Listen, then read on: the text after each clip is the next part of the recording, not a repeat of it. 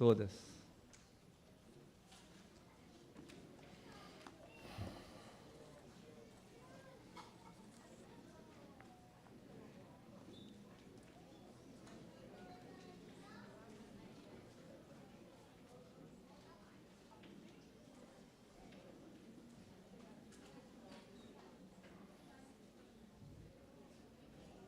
Irmãos, bom dia.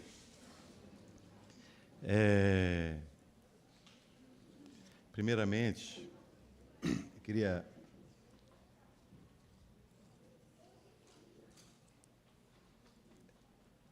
quando o Jacó estava com um problema muito sério, a Bíblia relata lá no livro de Gênesis que ele, fragilizado, e a Bíblia dá o relato que o anjo do Senhor foi ali para resolver a situação em Jacó. E quando Jacó entendeu isso, né? Ele falou: eu quero, Senhor, ser abençoado, eu preciso ser abençoado. A gente vê, no outro momento, o cego de Jericó gritando: Jesus, filho de Davi, tem misericórdia de mim, tem compaixão de mim, Senhor. E o pessoal: cala a boca, rapaz, você está atrapalhando o Senhor. E ele desesperado gritando. A gente tem outro momento também assim, salpicando alguns momentos que me veio à mente aqui. E o Senhor disse para ele: o que você quer que eu faça? Jesus conversando com um cego: o que você quer que eu faça? Ele falou: Senhor, que eu torne a ver. Outro momento, Jesus chega na beirada do lago ali do tanque, né? Siloé. Senhor, quando a água se move, não tem ninguém para me jogar na água. Então, irmãos, eu queria orar primeiro com esses irmãos e irmãs que se sentem nessa situação, que esperam um milagre de Deus. Eu queria que você sabe. Senhor nosso Deus, tem compaixão de nós, Senhor. Tem misericórdia de nós. Ó Senhor, ouve a dor da alma, Senhor. Ó Senhor, e retribua segundo a tua boa mão, Senhor. Ó Senhor, faz o Senhor o milagre. Nós não podemos, Senhor, faz o Senhor o milagre, interfira em nossas vidas, muda, Senhor Deus, o caminho que as coisas têm tomado. Senhor, opera o Senhor o milagre, seja a nossa provisão, Senhor, nessas situações, em nome de Jesus. Amém, amém. Irmãos, semana passada, eu fui fazer a introdução, perdi a reunião, né, assim... Não falei do assunto que eu tinha proposto. Então, eu gostaria de hoje entrar naquele assunto que a gente ia começar semana passada. E eu estava reparando, eu estou falando um assunto de trás para frente. Então, mas tá bom. Tá bom. Oséias 8, 7 a 9. Ô, Jenny, se você puder colocar os textos para nós. Irmão, eu uso o telefone aqui. Alguns irmãos veem, às vezes eu usando o telefone aqui. O recomendável é que a gente tenha a nossa Bíblia para marcar e escrever e grifar, fazer essas coisas todas. Essa Bíblia cria uma identificação, uma identidade com a gente, que a gente encontra as coisas nela, porque tem uma relação naquela Bíblia com a gente, né? Irmãos, eu uso o telefone por causa da letra. A vista ruim, aí tem que ter letra grande, com claridade, é só por causa disso. Tá bom? Então, explicando aqui para não ficar achando que eu sou muito moderno, não tem nada a ver com isso, não. Estou ficando ruim das vistas mesmo. Bom, Oséias 8, versículos 7 a 9. Presta atenção. Foi nesse versículo que nós terminamos na última semana, né? Pois o que semeia o vento, sem fará turbilhão, tempestade. Nele não há trigo em espigas e ervas que não dará farinha. Se a der, tragá-la-ão estrangeiros. Israel está tragado. Agora se acham entre ele as nações como um vaso em que não há prazer. pois subiram a Assíria como um jumento montês sozinho. Efraim dá presentes aos seus amantes. Quem semeia vento, colhe tempestade. Se a gente acha que a nossa rebeldia contra o Senhor vai ficar impune, está enganado. É questão de passar tempo. A fatura chega. Não tem como ficar impune. Semeou, colhe-se o que plantou. Por isso que nós somos instigados pelo Senhor a plantar a boa semente, porque ela dá fruto.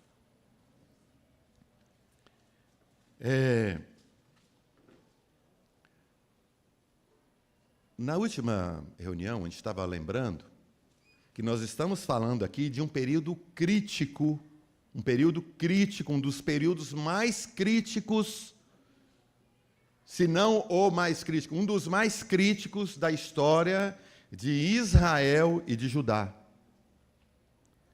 Esse período, né, desses reis, né, que começa, que vem ali com Acabe e vai ali até os filhos dele, ali, o neto. Um período negro da história, não só de Israel, mas da história de Judá. O período é tão crítico e tão grave, como nós lembramos no último domingo, que o Senhor saltou na genealogia de Jesus aqueles reis. Eles foram omitidos da genealogia do Senhor. Tal foi a agressão, tal foram as trevas naqueles dias. Muitos não perceberam. Mas não é por não perceber que não seja. Tanto é que ficou o registro bíblico e está aí para o nosso testemunho. Paulo fala para nós que onde abundou o pecado, o que aconteceu com a graça? Superabundou a graça. Onde abundou o pecado, superabundou a graça. O Senhor teve que levantar o nível das águas para passar por cima das pedras.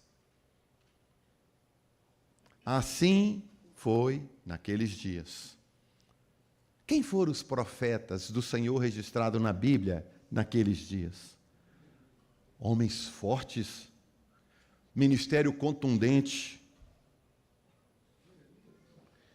O Elias, né? Elias, o Eliseu, né? Os dois profetas, que vai contestar a Jezabel, aquela coisa toda, o Elias, o ministério altíssimo, né?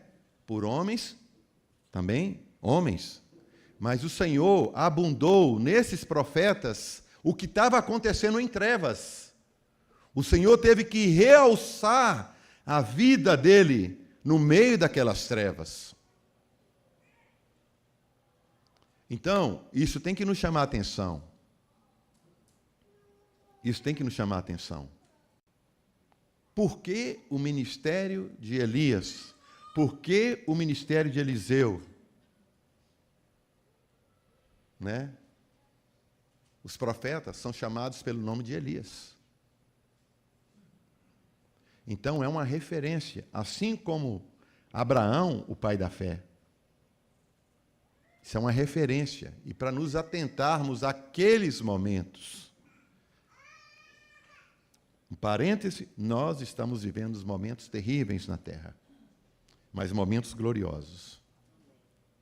O que a Bíblia fala para nós? Enquanto há trevas, olhem para o céu, porque a vossa redenção se aproxima. Né? Eles estão discutindo se é ciência, se é natureza, se é tudo isso. Mas é o governo de Deus, operando a sua justiça sobre toda a terra. Então tá bom. 1 Coríntios 3,10, tendo dito isso, né? 1 Coríntios 3,10, diz assim: segundo a graça de Deus que me foi dada, segundo a graça, a porção, cada um tem sua medida. Lancei eu, como sábio construtor, o fundamento, e o outro edifica sobre ele. Mas advertência, veja como cada um edifica. Essa é a grande advertência. Como é que nós estamos edificando nesse tempo?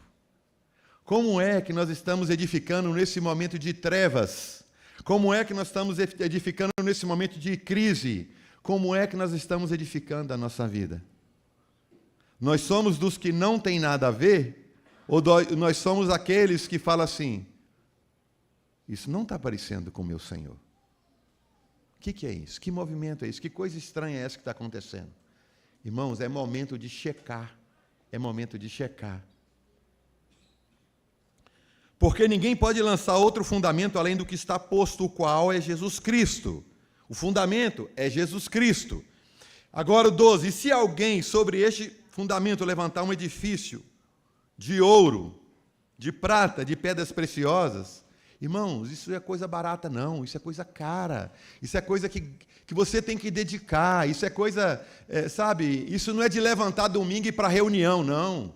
Isso é o seu dia a dia com Deus, que inclui o domingo, que inclui a quarta-feira, que inclui o sábado, que inclui outras reuniões que você faça durante a semana, participa durante a semana. Ouro, prata e pedras preciosas é o nosso amor dedicado ao nosso Deus, no nosso dia a dia, no nosso dia a dia. Agora, se a gente não dá valor à edificação, se a gente não dá valor à edificação, se as coisas têm mais valor do que a edificação, isso a Bíblia chama de madeira, feno e palha. Entendeu? Madeira, feno e palha aparece como edificação. Mas aqui, seguindo, versículo 13 diz, a obra de cada um se manifestará. Pois aquele dia, o dia de Deus, a demonstrará, porque será revelada no fogo, e o fogo provará qual seja a obra de cada um. Irmão, só de pensar é ruim. Chegar diante de Deus, a gente não vai convencer a Deus falando assim, Senhor, eu sou crente há 50 anos. A gente não vai convencer a Deus com essa fala. O Senhor sabe quantos dias nós andamos em sua presença. Então não é pelo volume nosso, não é pelo volume. Madeira, feno e palha cria volume. É pela qualidade, irmãos, dos dias. É pela qualidade do que edifica. É pela qualidade do morrer, de fazer morrer a vida da alma. É isso que vai ser provado naquele dia. O que vai ficar naquele dia é se foi encontrado em nós Cristo, a vida de Deus, a obra transformadora do Espírito Santo. Isso vai ser demonstrado naquele dia. Mas se não foi encontrado nem Deus, nem Cristo, nem a obra do Espírito Santo, irmão, será queimada. Vai ficar só o fundamento. Triste e terrível. Nós temos um tempo que brincamos de evangelho. Nós passamos um tempo hoje brincando de evangelho. E tem que parar. Para o nosso bem. Primeiro, o contentamento do Senhor. Mas também é para o nosso bem. Lembra do versículo? A alegria do Senhor. Você sabe o que significa esse versículo? Muito simples, mas que a gente entende errado. Quando o Senhor está feliz, contente, realizado, nós, seu povo, somos abençoados. Não é que quando o Senhor estiver todo feliz, não é isso, irmão. Quando é aquilo que a Bíblia também diz em outro texto, mas buscai primeiro o reino de Deus e a sua justiça, e as demais coisas vos serão acrescentadas. É isso, a alegria do Senhor, a nossa força é isso. Primeiro o reino de Deus, depois nós. É isso. Então tá bem. Versículo 6, 24 de Mateus. Ninguém pode servir a dois senhores, porque ou há de odiar a um e amar a outro, ou há de dedicar-se a um e desprezar o outro? Não podeis servir a dois senhores. Aí, nós temos que tomar cuidado, sabe por quê? Ninguém pode servir a dois senhores. Nós temos que tomar cuidado, porque nós temos que buscar trazer o céu para a terra. Nós temos que buscar trazer o Senhor, o céu, para a nossa vida. E isso quer dizer que eu não posso viver de qualquer jeito. Eu não posso trabalhar de qualquer jeito. Eu não posso fazer um serviço, um apoio, uma ajuda de qualquer jeito. Tem que ser trazendo o céu para a terra. Então, quando a Bíblia fala que o que trabalha para alguém, trabalha como para Deus. O que é patrão, seja patrão como para Deus. É trazer o céu para a terra. Então, irmão, por essa razão, presta atenção. Se a minha figura é pouca, tem essa pretensão não. Se a nossa figura da humanidade é pouca, é baixa, e é. Então tá bom, para a figura ficar um pouquinho melhor, faz de conta que é Jesus, né?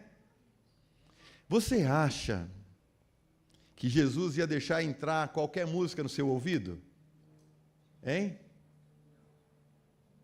Não, mas fala da Bíblia. Jesus deixava entrar? Não. Na hora ele marcava o problema.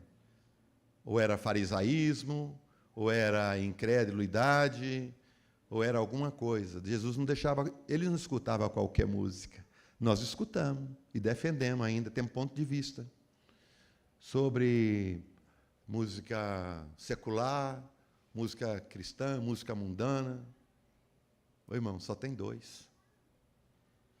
Se Jesus escutasse aquela música, se Jesus visse aquela série, se Jesus assistisse aquela novela, se Jesus lesse aquele livro, se Jesus visse no Instagram aquelas coisas, tudo bem, então você pode. Mas se Jesus não pode com todas essas coisas, nós também somos instados a não fazer. Porque só cabe a mim aonde cabe Jesus. Não cabe mais, nem cabe menos, só cabe Jesus. Ele é como a chave na fechadura. Mas essa música, esse livro, esse proceder, né? Só cabe Jesus. Então tá bem. Vamos então entrar no assunto. 1 Reis 19, 15 a 17. 1 Reis 19, 15 a 17. Diz aqui o texto, nós vamos estar lendo sobre um determinado homem. Uma manhã de história. Vamos estudar nessa manhã sobre um homem chamado Jeú. Disse-lhe o Senhor: vai, volta ao teu caminho para o deserto de Damasco, e, em chegando lá, unge a Hazael, rei sobre a Síria, a Jeú, filho de Nice, ungirás rei sobre Israel, e também Eliseu, filho de Safate, de Abel Meolá, ungirás profeta em teu lugar. Quem escapar à espada de Hazael, o rei lá da Síria, Jeú o matará. Quem escapar à espada de Jeú, Eliseu o matará. O Senhor vai trazer julgamento sobre a terra naqueles dias de trevas. O Senhor, por uma vez, ele fez descer o dilúvio para trazer julgamento sobre a terra. Outra vez o Senhor traz fogo sobre Sodoma e Gomorra para trazer juízo sobre a terra. O Senhor está trazendo juízo sobre a terra agora através desses três homens. O rei da Síria, o rei de Israel e o profeta Eliseu. Isso é para os irmãos entenderem que o Senhor está trazendo julgamento e nós estamos perto de um próximo grande julgamento. Tem gente que não quer acreditar, mas está chegando. Isso não é para ter medo, não. Isso é para continuar sendo santo. Continuando no texto de agora, em 2 Reis 9, versículos 6 a 10, diz assim: Então se levantou Jeú e entrou na casa. E o jovem que ia ungir o rei, o Jeú como rei. E o jovem derramou-lhe o azeite sobre a cabeça e lhe disse: Assim diz o Senhor Deus de Israel. Presta atenção, Deus está te falando: Ungi-te rei sobre o povo do Senhor, sobre Israel.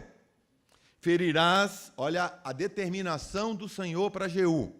Ferirás a casa de Acabe, aquele cara que começou as trevas. Ferirás a casa de Acabe, teu senhor, para que eu vingue da mão de Jezabel o sangue de meus servos, os profetas, e o sangue de todos os servos do Senhor. Toda a casa de Acabe perecerá. Toda a casa perecerá.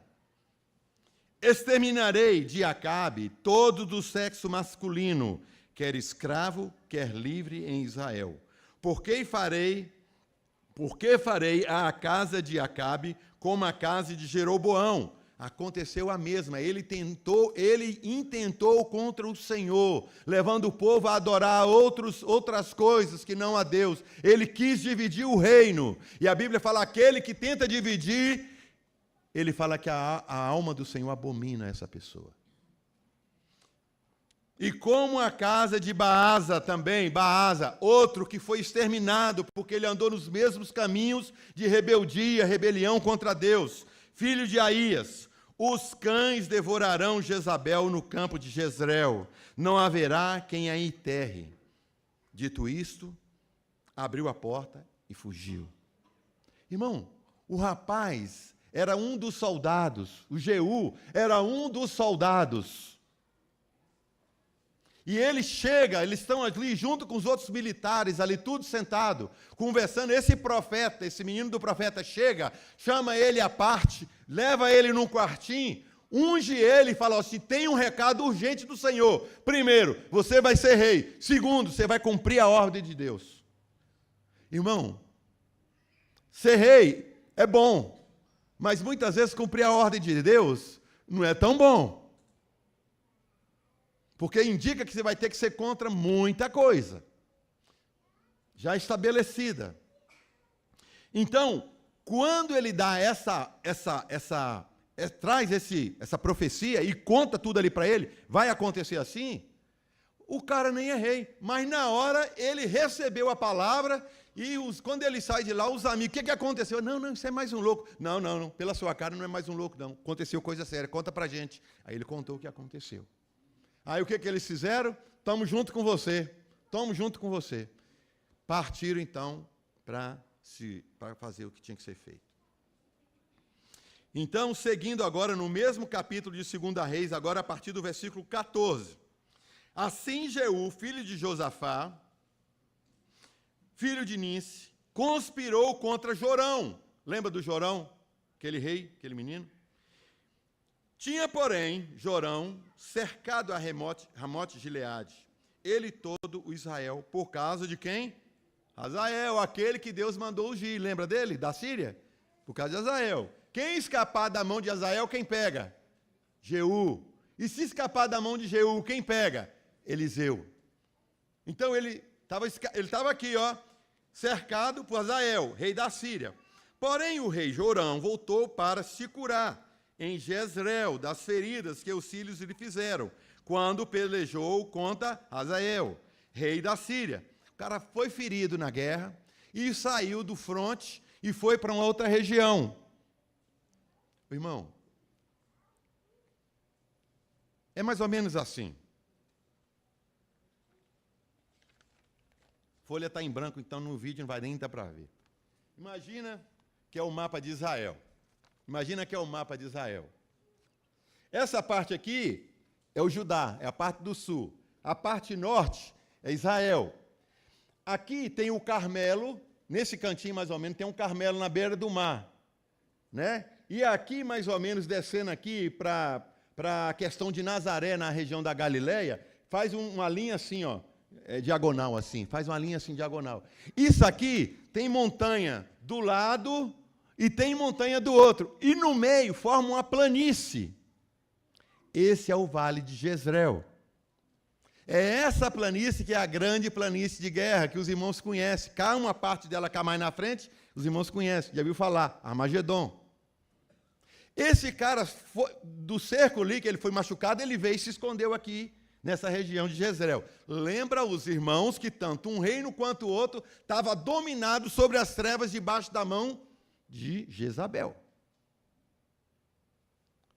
Aí, então diz aqui, versículo 15, a gente falou aqui, né? Vamos ler o 15. Porém, o rei Jorão voltou para se curar em Jezreel das feridas que os sírios lhe fizeram. Quando pelejou contra Hazael, rei da Síria, disse Jeú, se é da vossa vontade, Jeú chegou, ele está na cidade, ele diz, se é da vossa vontade, ninguém saia furtivamente da cidade para ir anunciar isto em Jezreel, para ir lá contar para o rei. Então Jeú subiu a um carro e foi-se a Jezreel, porque Jorão estava de cama ali. Também Acasias, rei de Judá, descera para ver Jorão. Lembra que nós olhamos na semana passada que eles eram parentes? Lembra que eles eram parentes? O meu tio está machucado, eu vou lá e está todo mundo lá, naquele lugar. Ora, o atalaia, irmão, é o guarda. Atalaia é o que fica sobre a torre de vigia, vigiando. Guarda, a que horas estamos da noite? Aí ele fala, olha, está bem de madrugada, mas amanhã está chegando. Jesus está voltando. A estrela da manhã já está aparecendo. Entendeu? Então, o atalaia estava na torre de Jezreel e viu a tropa de Jeú que vinha. O cara identificou de longe que era Jeú. Não sei porquê, irmão. Ele viu de longe e falou, é Jeú. E disse, vejo uma tropa. Então disse Jorão, o rei, toma um cavaleiro. O rei está tremendo, irmão. O rei está com medo, está em guerra. Toma um cavaleiro e envia-o ao seu encontro, para que ele pergunte, você vem em paz? Tem paz aí nessa caminhada sua? Você é um dos nossos? Você vai brigar com a gente? Você é da paz? Foi-lhe o cavaleiro ao encontro e disse, assim diz o rei, a paz, respondeu Jeú, que tu tens com a paz? O que você está envolvido? Você não tem nada a ver com isso. Vai para trás, passa para trás. Passa para trás de mim. O atalaia deu aviso, dizendo, olha, chegou a eles o mensageiro, porém não volta. Então enviou Jorão outro cavaleiro. Chegando este a eles, a Jeú, que estava vindo, disse, assim diz o rei, a paz. O rei quer saber, você vem a nós em missão de paz? Respondeu Jeú, o que você tem a ver com a paz? Passa para trás. Até rimou, né? O atalaia deu aviso dizendo, também este chegou a eles, porém não volta. E não volta. E o guiar do carro parece com o de Jeú. Cara, esse Jeú devia ter alguma coisa diferente nele, porque ele falou, o caminhar ali, não é o caminhar, né, irmão? O caminhar, todo mundo anda na rua assim, passa assim, de trás a gente já vê, o irmão fulano, vou parar para dar carona, né? Mas o cara vinha guiando a carroça, hein? Vinha guiando a carruagem. E vinha, eu não sei se ele vinha correndo muito, mas o cara conheceu o que era Jeú. Aí, diz assim, parece com Jeú, filho de Nice, porque guia, como? O cara devia ter sangue no olho, né? Que ele falou, é o Jeú, porque parece o Jeú. E como é que ele guiava? Furiosamente. Rapaz. Hein, Vitinho? Disse Jorão, aparelhe o carro. E lhe aparelharam o carro. Saiu Jorão, rei de Israel, e Acasias, rei de Judá. Foi os dois reis, cada um em seu carro, e foram ao encontro de Jeú. E acharam no campo de Nabote, o jezreelita. Sucedeu que, vendo Jorão a Jeú, perguntou: a paz, Jeú? Está tudo bem, Jeú? Tudo tranquilo, Jeú? Ele respondeu, olha a fala do Jeú, tá, irmão? Eu gosto que... Olha aqui. Que paz, enquanto perduram as prostituições da tua mãe Jezabel e as suas muitas feitiçarias. Você está falando de paz quando vocês estão afrontando a Deus? Você é louco. Então Jorão voltou às rédeas. Quando ele escutou isso, ele fugiu. Ele falou, deu ruim, né? Fugiu. E disse a Acasias, a traição, Acasias, corre, foge, Acasias. Mas Jeú, olha o Jeú ali, o que guiava furiosamente. Mas Jeú entesou o seu arco, pegou o arco e flecha. Jeú entesou seu arco com toda a força e feriu Jorão entre as espadas. Irmão, ele estava fugindo. A flecha entrou aqui, no meio. O cara mandou com tanta força a flecha, que a Bíblia diz que ela entrou, foi no coração do cara. Esse é o Jeú. Eu perdi o versículo. Ah, tá. 24. Mas Jeú entesou seu arco com toda a força e feriu Jorão entre as espadas. A flecha saiu-lhe pelo coração, e ele caiu no seu carro. Morreu na hora, morte instantânea. Morreu na hora. Então Jeú disse a Bidcar, seu capitão, toma-o, lança no campo da herdade de Nabote, o jezreelita. Irmão, não tenho certeza, me foge a memória, mas eu acho que esse aqui é aquele campo que Jezabel matou o homem para Acabe tomar o sítiozinho lá, bonitinho. Hein? Isso, Nabote. Isso, foi lá. No mesmo lugar. É incrível essas coisas. Pois lembra-te de que, indo eu e tu juntos montados após Acabe seu pai, o Senhor pronunciou contra ele esta sentença. Tão certo como vi ontem à tarde o sangue de Nabote e o sangue de seus filhos, diz o Senhor, assim te retribuirei neste campo, diz o Senhor.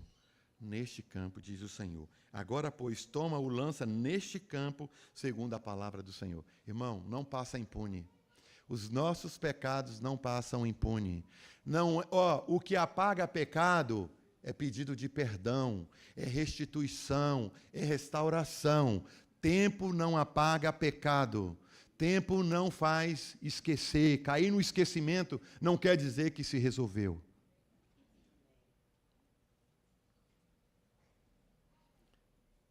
Tem uns textos na Bíblia muito interessantes. Houve seca na terra. Então Davi mandou consultar o Senhor. Senhor, qual a razão dessa seca? O Senhor disse, porque Saul matou o povo de Recabe. Hein? Gibeão. Aí, Davi, opa, peraí, houve um pecado que não foi pedido perdão, não foi restaurado. O que vocês querem? Nós queremos alguns dos filhos de Saul para enforcar. Vão enforcar o Senhor. Não queremos nada, não queremos dinheiro, não queremos nada. Isso é uma afronta que ele fez. Aí acabou o problema. Várias vezes na Bíblia nós vamos ver isso acontecendo. O que está acontecendo? Um pecado que não foi consertado, um pecado que não foi resolvido. E fica aquela mancha sobre a terra. Fica aquela mancha sobre a terra, até que haja perdão, porque a terra está contaminada. Estranho esse negócio da terra contaminada. Deus fez a terra como? Da sua boca, ele falou, haja, haja, haja, haja, haja. Saiu tudo dele. Deus é santo, puro. Deus é justo. Deus é Deus. Então, tudo que ele fez tem a natureza dele. Agora, tudo que entrou em pecado está em transgressão contra tudo aquilo que Deus fez e tem que voltar ao caminho da santidade. Por essa razão, de tempo em tempo, o Senhor tem que julgar a terra, tem que julgar uma situação, tem que julgar uma cidade. Por quê? Porque ele está sendo profanado. Ele diz, a terra está profanada, tem que trazer juízo. Para quê? O Senhor falou para o povo de Israel: vocês vão entrar na terra que eu dei, que o povo de Canaã está lá. Por que vocês vão entrar agora? Porque os cananeus atingiram a medida, encheu, a terra está contaminada. Agora eu vou tirar eles daqui, vou descerrá-los, muitos vão morrer. Para quê? Para que a terra seja santificada novamente. E vocês que estão entrando, cuidado para não acontecer o mesmo, porque se a medida encher com vocês, eu também vou tirar vocês. Deus deu essa palavra muito tempo atrás, e sabe o que aconteceu? Isso que nós estamos vendo. A terra já estava, na sua medida, enchendo o copo já estava quase cheio, e Deus estava a ponto que vocês vão ver que poucos reis depois, o reino de Israel vai ser disperso, as 10 tribos vão ser dispersas, que não vão ser encontradas mais. E logo a seguir, Judá vai ser levado para a Babilônia, porque a terra profanou o Senhor, a terra ficou contaminada. Os nossos pecados contaminam a terra, contaminam a nossa casa. A lepra não é só na carne, a lepra é também na roupa, a lepra é também na casa. Era o que o Senhor mandava purificar. Na parede. A coisa é séria, irmão. O viver com Deus é um viver de santidade. Não é um viver de aparência. Não é um viver de religiosidade. É um viver de compromisso. Se Deus pode, eu posso. É assim.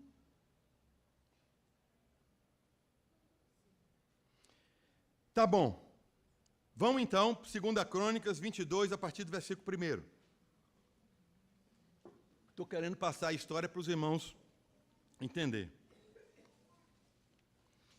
E os moradores de Jerusalém fizeram o rei em lugar seu a Acasias, filho menor, o caçula, porque a tropa vinha vindo com os árabes pelo portão do palácio. Não, é aqui. Estou passando aqui, ó. Pelo campo havia morto todos os maiores, pelo qual reinou Acasias, filho de Jorão, rei de Judá agora. Lembra que na última semana nós fizemos aquela figura que mostra o Jorão de Israel e o Jorão de Judá. Tem Acasias lá, tem Acasias cá também. Então aqui está falando, esse Acasias que morreu, ele era o filho menor daquele Jorão, né? Rei de Judá. Era Acasias, de 22 anos de idade, quando começou a reinar, e reinou em 1 ano em Jerusalém. Sua mãe, filha de Onre, que na verdade é seu avô, chamava-se Atália. Os irmãos lembram quem é Atália? Filha de Jezabel, né? Filha de Jezabel. Ele também andou nos caminhos da casa de Acabe, porque sua mãe, olha aqui o porquê que ele andou, olha a influência de uma mãe sobre um filho, porque sua mãe era quem o aconselhava a proceder iniquamente. Fez o que era mal perante o Senhor, como os da casa de Acabe, porque eles eram seus conselheiros, depois da morte de seu pai, para a sua perdição. Também andou nos conselhos deles e foi com Jorão, filho de Acabe, que é seu tio, rei de Israel, a Ramote de Gileade, a peleja contra Hazael, rei da Síria, e os sírios feriram Jorão. Então voltou para Jezreel para curar-se das feridas, e lhes fizeram em Ramá, quando pelejou contra Hazael, rei da Síria, e desceu Acasias, filho de Jorão, rei de Judá, para ver a Jorão, filho de Acabe, em Jezreel, porquanto estava doente. Olha aqui, presta atenção, versículo 7. Foi da vontade de Deus que Acasias, para a sua ruína, fosse visitar Jorão. Deus estava naquele negócio. Vou levar esse cara para lá, porque eu vou pegar 2 de uma vez só. Porque vindo ele, saiu com Jorão a encontrar-se com Jeú, filho de Nice, a quem o Senhor tinha ungido para desarraigar a casa de Acabe. Ao executar Jeú o juízo contra a casa de Acabe, achou os príncipes de Judá e os filhos dos irmãos de Acasias, que o serviam. Irmão, no caminho, o cara estava no caminho, tudo certinho, parecia sabe, atirou, foi matando um atrás do outro, assim, ó. Ah, quem são vocês? Ah, nós somos parentes de Acasias, o rei, viemos aqui, tá. Ah, que bom, pega eles, mata todos de uma vez só. Então, matou e continuou seguindo. Versículo 9. Depois mandou procurar Acasias. E achando-o em Samaria, onde se havia escondido, trouxeram a Jeú e o mataram. Então aqui já matou o rei de Judá e o rei de Israel. E mais uns parentes. Porque a ordem do Senhor é: extermine todo o homem. Seus próprios servos o sepultaram porque dizia: é filho de Josafá. Lembra do Josafá? Aquele primeiro que a gente falou na semana passada, que começou com as brincadeiras lá de fazer amizade com quem não precisava?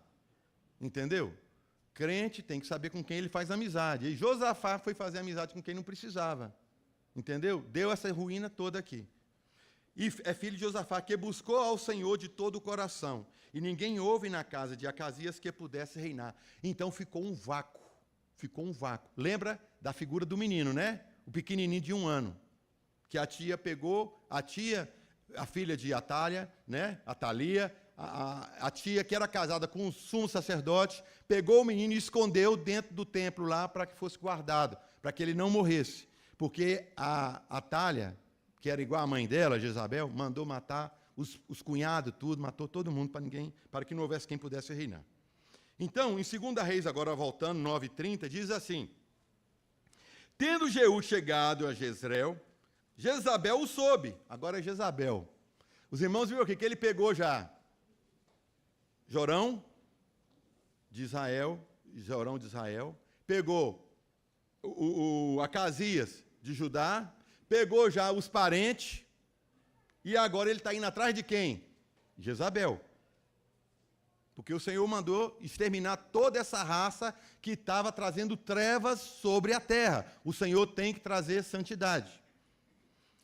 Tendo Jeú chegado a Jezreel, Jezabel o soube. Ah, menino, presta atenção, é aqui a origem do olho pintado, tá bom? É aqui que é a origem do olho pintado, tem muita gente botando em Sarão Jezabel. Então se pintou em volta dos olhos, enfeitou a cabeça e olhou pela janela, igual aquela bonequinha que fica na parede. Os irmãos estão entendendo? É aqui que é a origem da cabeça da Jezabel, que tanta gente acha o máximo. Irmão, é para o mal isso aqui, tá? Isso é para o mal, isso aqui não é coisa boa, não. Ao entrar Jeú pelo portão do palácio, disse ela, olha aqui, irmãos, olha o que a afrontosa falou. Teve pai Zinri que matou o seu senhor? Teve pai Zinri? Parece que ela é baiana, né? Zinri, nós falamos na semana passada. Lembra do Zinri? Que foi lá e matou o senhor dele, que era mesmo da turma de Jezabel, eles eram parentes? Zinri matou um dos parentes de Jezabel. Lembra que ele foi rei por 7 dias? Vou lembrar do outro fato aqui. Ele entrou no palácio, botou fogo no palácio quando ele se viu cercado por Otiel. Otiel é o pai do Acabe, o sogro da Jezabel. Ele botou fogo no palácio e suicidou. Lembra desse fato? Pois é, ela está remontando a história que tinha acontecido para ameaçar, igual ela tinha ameaçado Elias. Ela quer ameaçar Jeú agora. E a mulher pintou o olho, toda charmosa, com raiva, apontou ali e falou, teve paizinho? Tipo assim, como diz o ditado nosso, quem bate da cangaia que o burro entende, né? Aí, levantou ele o rosto para a janela e disse, nem deu atenção à voz dela, quem é comigo? Quem? E 2 ou 3 eunucos olharam para ele. Tinha 2 ou 3 eunucos ali em cima, olharam para ele. Então disse ele, lançai-a daí abaixo, joga essa porcaria no chão. Lançaram-na abaixo, e quando caiu, irmão, o trem foi feio, que é igual aquela história do Judas lá, que caiu, que abriu até o intestino. Lançaram abaixo, e foram salpicados com o seu sangue, a parede e os cavalos, e Jeú a atropelou. O trem foi feio. Essa mulher é o mal de Israel. Ela tem que ser tirada, porque ela afronta o Senhor e ainda contamina, e ela ainda faz um tanto de coisa, influencia toda uma geração, está se perdendo tudo. Tira isso, acaba com isso aí. A situação da Jezabel é tão séria que nem sepultamento ela teve. Os cachorros comeu.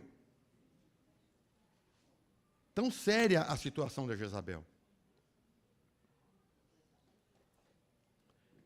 2 Reis 10, a partir do versículo 1. Achando-se em Samaria 70 filhos de Acabe, tinha mais gente. Jeú escreveu cartas e as enviou a Samaria, aos chefes da cidade, aos anciões, aos tutores, aos filhos de Acabe, dizendo: chegando a eles a carta, tomaram os filhos do rei e os mataram. Versículo 7. Chegando a eles a carta, tomaram os filhos do rei e os mataram, 70 pessoas, e puseram as suas cabeças num cesto, e lhes mandaram a Jezreel. Versículo 10. Sabei, pois, agora que, da palavra do Senhor pronunciada contra a casa de Acabe, nada cairá por terra, porque o Senhor fez o que falou por intermédio do seu profeta, seu servo Elias. Versículo 11. Jeú feriu também todos os restantes da casa de Acabe em Jezreel, como também todos os seus grandes, os seus conhecidos, os seus sacerdotes, até que nenhum sequer lhes deixou ficar de resto. 12. Então se dispôs e partiu e foi a Samaria, e estando no caminho, em Bet-Aquedes dos pastores. Esse homem fez a limpa igual a palavra. Irmão, o perigo de andar com quem não presta. A espada pegou todo mundo, até que não tinha nada a ver. Ah, mas eu não tenho nada a ver com isso. Eu tô lá querendo invadir o Palácio do Planalto, lá, naquele dia lá, né? Tô lá, pois é, por que você está fazendo aí? Você é crente? Você tem que estar adorando seu Deus, você não tem que ficar disputando para o rei dessa terra, não. Quem vai mandar, quem não vai mandar, se é esse governante, se é aquele. Você tem que orar, você tem que ser crente, santo igual seu Deus é. Vai para lá, pegou, prendeu. Agora está lá, Senhor. Entendeu? Foi andar por caminho que não tinha que andar, pegou. Irmão, nós temos que ser prudentes. Nós somos crentes. O nosso reino não é desse mundo. Em todos os sentidos. O nosso reino não é desse mundo, nós somos pelo Senhor, nós não somos pelo governo A, B ou C. A Bíblia já falou que o mundo vai de mal a pior até pegar fogo. Entendeu? Ele vai pegar fogo, entrar em combustão. O Senhor vai queimar esse negócio tudo aqui. Aí não vamos ficar aqui disputando essas coisas. Não, irmão, nós temos que ser santo. Esse é o nosso chamado. O Jeú recebeu uma palavra do Senhor. Elimina, corta tudo. Quem estiver por perto vai junto. Versículo 13. Então encontrou Jeú parentes de Acasias, mais gente, rei de Judá, e perguntou: quem sois vós? E eles responderam: parente de Acasias. Voltamos de saudar os filhos do rei e da rainha mãe. Então disse Jeú: apanhai-os vivos. Eles os apanharam vivos e os mataram junto ao poço de Bet-Aquede, 42 homens, e nenhum deles deixou de resto. Tendo Jeú chegado a Samaria, feriu todos que ali ficaram de Acabe, até destruí-los, segundo a palavra que o Senhor dissera a Elias. Versículo 18, 19, seguindo aqui. Juntou Jeú a todo o povo e lhe disse: irmão, presta atenção aqui, esse aqui é bacana. Ele matou aqui toda aquela raça de incrédulos que estava profanando o Senhor. A governança toda foi embora. Não sobrou, mas está sobrando um. Afronta a Deus. Jezabel já foi, está sobrando um. Ajuntou Jeú todo o povo e lhe disse: Acabe, presta atenção, esse cara é teatrólogo também. Acabe serviu pouco a Baal. Jeú, porém, muito servirá. Os caras regalaram o oi. Segredo entre nós, fica quietinho. Pelo que chamai-me agora todos os profetas de Baal, todos os seus servidores, todos os seus sacerdotes. Não falte nenhum, porque tenho grande sacrifício a oferecer a Baal. Todo aquele que faltar, não viverá. Olha o medo. O negócio agora não é vir. Se ficar, pega. Porém, Jeú fazia isso com astúcia, para destruir os servidores de Baal.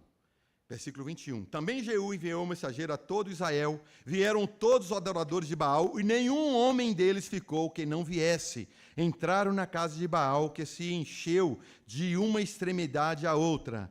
Então disse Jeú ao vestiário: tira as vestimentas para todos os adoradores de Baal. E o fez. Irmão, mandou vestir, pega tudo que é de Baal e bota nesse povo à disposição para ele ficar bem feliz. Colocou. Então Jeú, com Jonadab, filho de Recabe, da casa de Baal, E disse-lhe aos adoradores de Baal: examinai e vede bem, não esteja aqui entre vós algum dos servos do Senhor, mas somente os adoradores de Baal. Eu só quero aqui dentro a nata, só quero o creme. Aqueles que servem a Deus, tira daqui, não quero. Lembra das passagens de Deus quando vai julgar uma terra? Passa a marca na testa primeiro, para que o anjo só pegue os outros. É mais ou menos isso aqui. E entrando eles, versículo 24, e entrando eles a oferecer sacrifício e holocausto, Jeú preparou da parte de fora 80 homens. Irmão, imagina que Jeú que escolheu esses caras. E disse-lhe: se escapar alguns dos homens que eu entregar em vossas mãos, a vida daquele que o deixar escapar, você responderá pela vida dele. Rapaz, esse cara ia matar de qualquer jeito. Senão era ele que ia morrer. E foi assim, versículo 29, agora a 31. Diz assim: porém, não se apartou Jeú de seguir os pecados de Jeroboão, filho de Nebate, que fez pecar Israel, a saber, dos bezerros de ouro que estavam em Betel e em Dan. Pelo que disse o Senhor a Jeú: porquanto bem executastes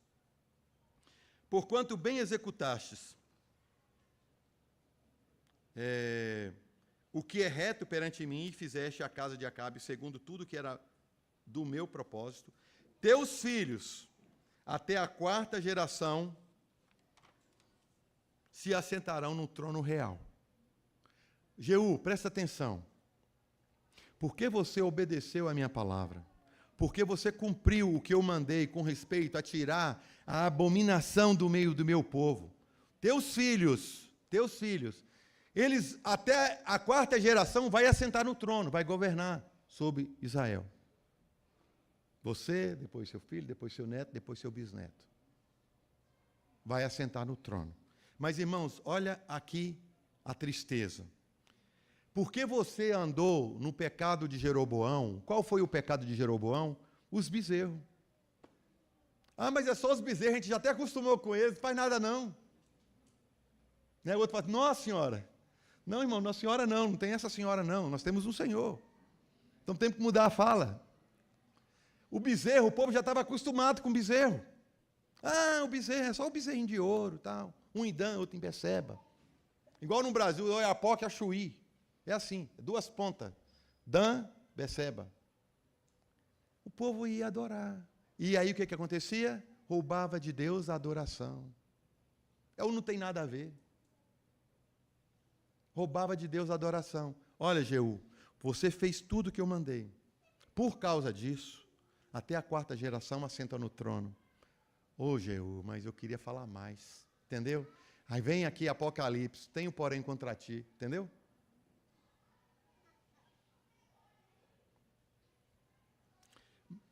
Mas Jeú não teve cuidado de andar de todo o seu coração na lei do Senhor, Deus de Israel, nem se apartou dos pecados de Jeroboão, que fez pecar a Israel. Irmão, o velho homem se sujeita ao trabalho.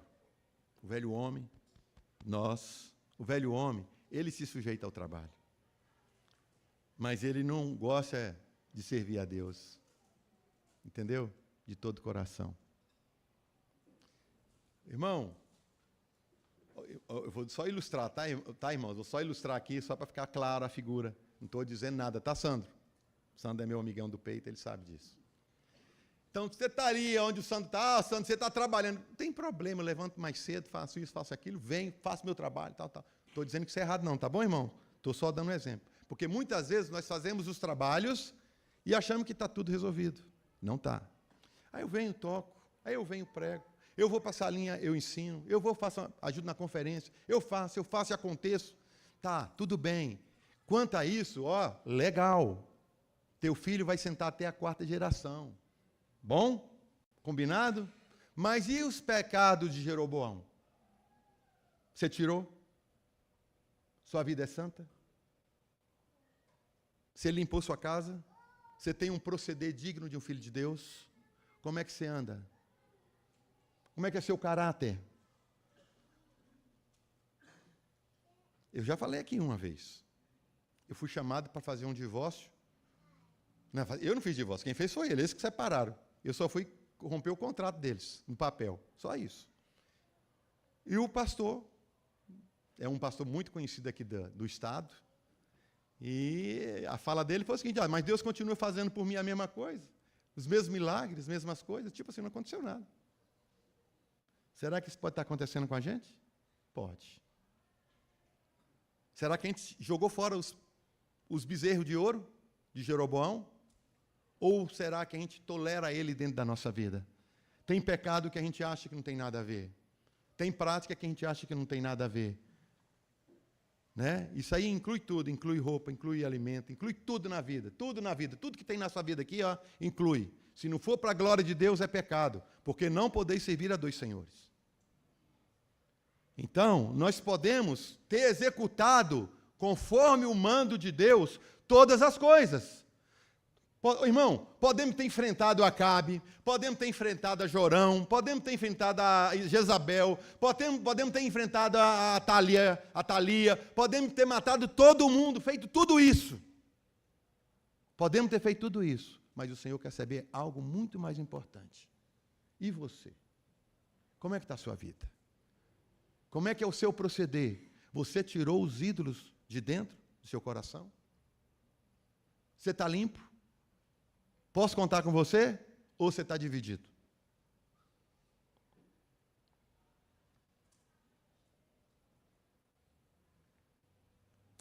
Olha, Apocalipse 2, versículo 2 a 5, diz assim: conheça as tuas obras, o teu trabalho e a tua perseverança.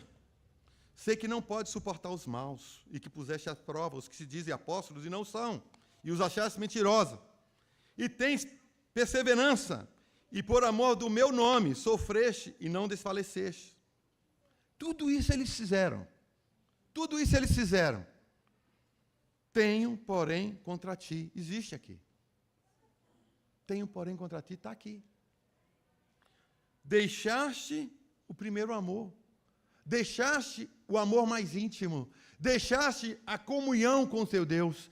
Deixaste o seu Deus por coisas justas e perfeitas que se faz nessa terra. Você não quis essas coisas. Trocou. Trocou. Ah, eu estou ocupada, eu estou isso, eu estou aquilo. Ah, você não sabe o tanto de fazer, eu trabalho a semana toda, fim de semana eu tenho que fazer isso, tenho que fazer aquilo, tenho que fazer aquilo outro, tenho que fazer comida, eu vou sair antes da reunião, tá bom? Chega atrasado, mas eu vim. Depois, na hora de ir embora, eu vou mais cedo, porque eu tenho que preparar a comida. Tudo bem, mas no seu trabalho você não faz isso. Entendeu? Por quê? Porque Deus é segundo plano. Tenho, porém, contra ti, você negou o seu primeiro amor. O Senhor não é tudo na sua vida, na minha também, estou falando para mim.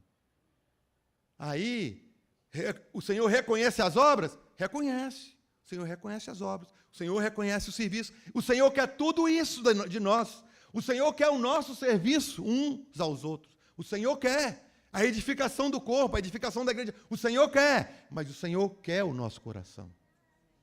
Não basta o serviço, tem que também ser o servidor. Tem que estar junto, é o mesmo pacote. Arrepende-te e pratica as primeiras obras, quando você lembrou que o Senhor era o seu tudo, era o seu bem mais precioso. Volta para Ele. Mas buscai primeiro o reino de Deus e a sua justiça, as demais coisas vos serão acrescentadas.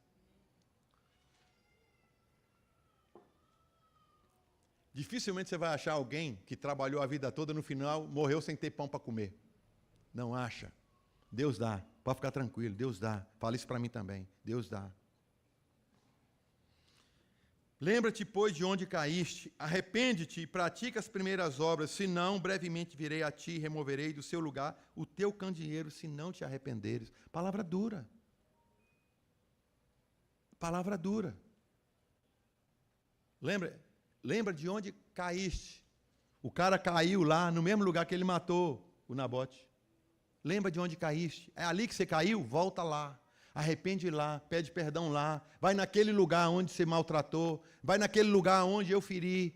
É naquele lugar que tem que ir. é aonde foi interrompida a comunhão, é aonde o pecado reinou. Volta lá e restaura. Dá glória a Deus. É naquele lugar. Apocalipse 2,19. Conheça as tuas obras e o teu amor e a tua fé e o teu serviço e a tua perseverança. Sei que as tuas últimas obras são mais numerosas que a primeira. A questão não é serviço. A questão não é serviço. Só o serviço, que eu quero dizer. A questão não é só o serviço, porque nós precisamos trabalhar para o Senhor. Mas a questão não é só o serviço. Mas tenho contra ti, que toleras a mulher Jezabel, que se diz profetiza, ela ensina e seduz os meus servos a se prostituírem, a comerem das coisas sacrificadas aos ídolos. Irmão, que doutrina nós estamos seguindo? Que doutrina nós estamos seguindo? Só porque a pessoa fala que é servo de Deus? Só porque a música tem nome de Jesus no meio? Tem nome de Deus no meio? Tem uma confusão, às vezes, ali de todo tamanho, e nós estamos engolindo. E depois viemos para o meio dos irmãos, para a congregação, para a nossa família, para a nossa casa, para o nosso trabalho, com uma doutrina errada, por causa de uma música errada, é porque eu gostei da melodia. Criou problema, comeu veneno, né? Comeu chumbinho junto com pão, vai morrer, porque está achando, não, mas é gospel. Irmão, você tem que ser crente, sua música, minha música, todos nós. Desculpa, quando eu falo você, eu estou me incluindo, eu não saio desse pacote, tá?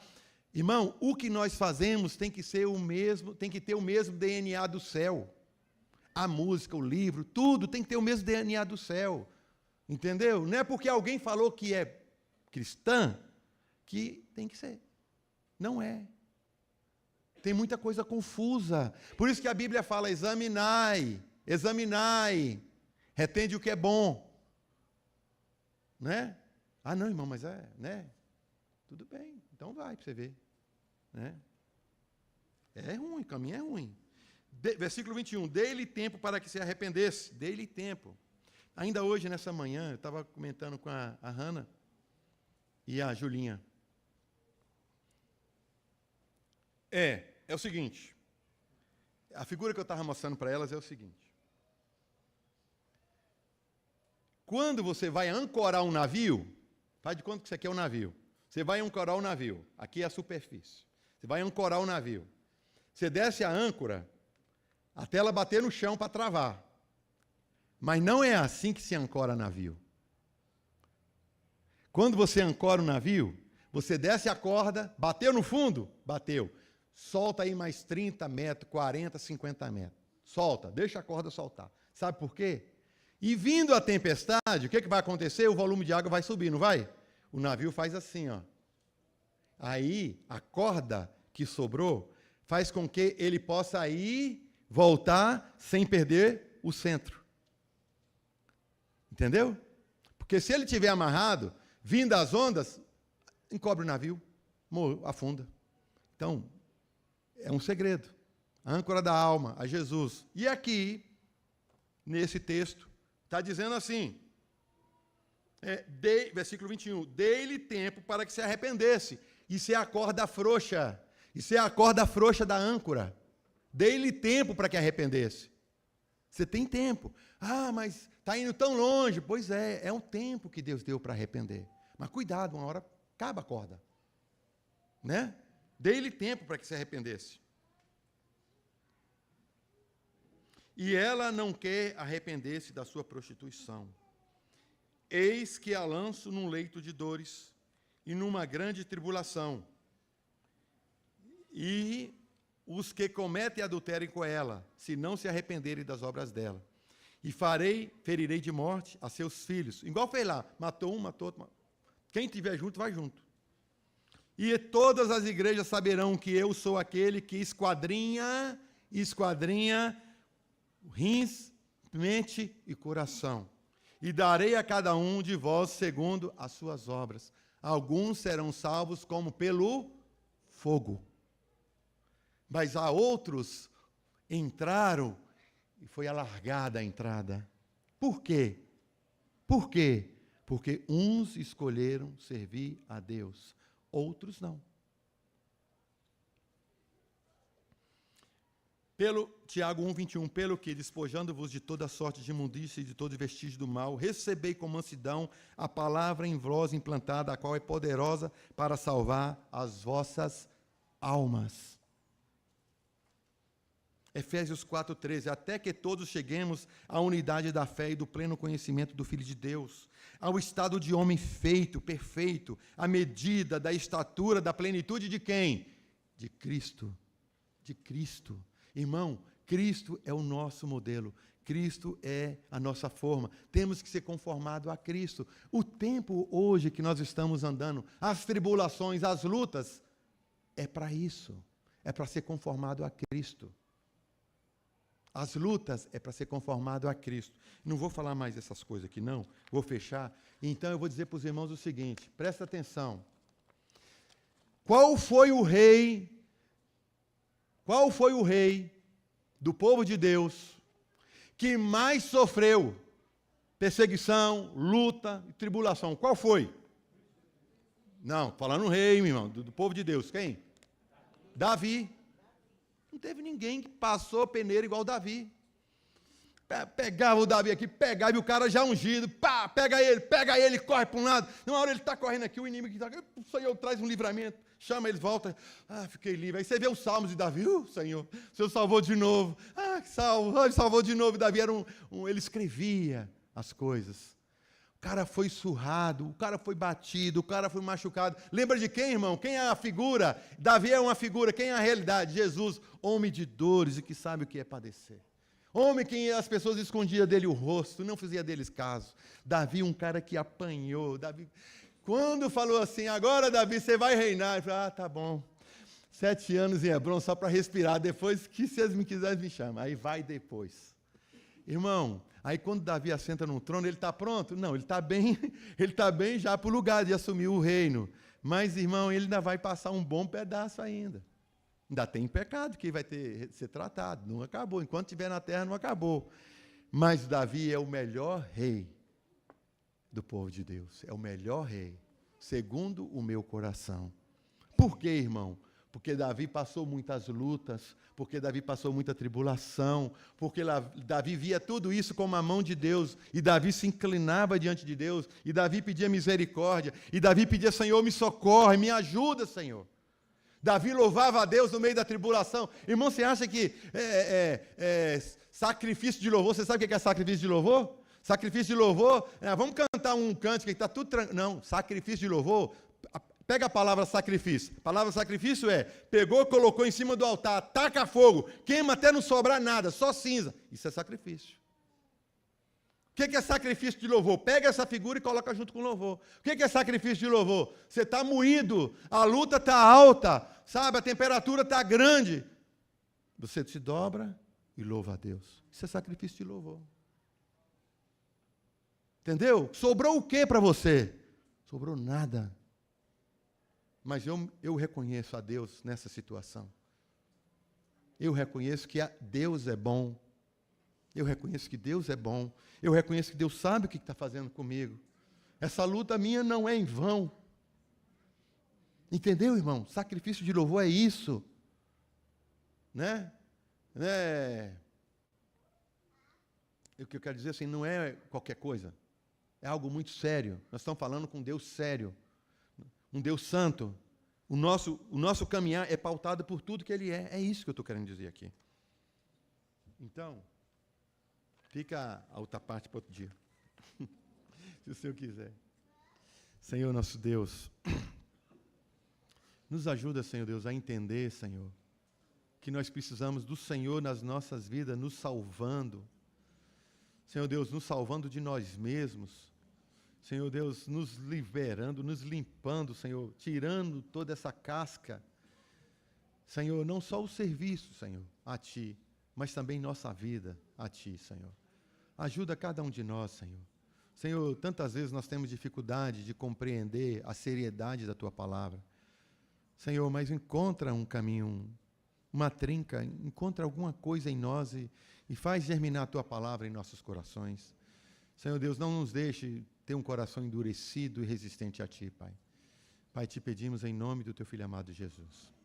Amém.